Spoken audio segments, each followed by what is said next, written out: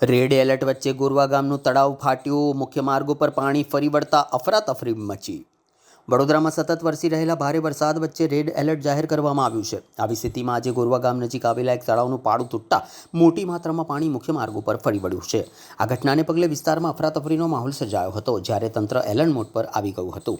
ભારે વરસાદને કારણે અનેક વિસ્તારોમાં જળબંબાકાર જેવી સ્થિતિ વચ્ચે આજે ગોરવા ગામ નજીક આવેલા તળાવનું પાળું તૂટી જતાં પાણી જોરદાર પ્રવાહ સાથે બહાર નીકળ્યું હતું। તળાવનું પાણી મુખ્ય માર્ગ ઉપર ફરી વળતા વાહન વ્યવહાર પ્રભાવિત થયો હતો અને થોડા સમય માટે રસ્તા પરથી પસાર થનારા વાહન ચાલકોને ભારે મુશ્કેલીનો સામનો કરવો પડ્યો હતો।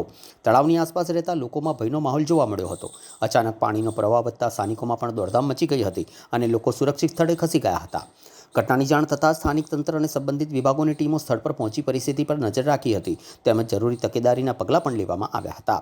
હવામાન વિભાગ દ્વારા વડોદરા માટે રેડ એલર્ટ જાહેર કરાયું હોવાથી તંત્રે નાગરિકોને બિનજરૂરી બહાર નહીં નીકળવા, પાણી ભરાયેલા રસ્તાઓ તેમજ તળાવ અને નદીની આસપાસ ન જવા અપીલ કરી છે।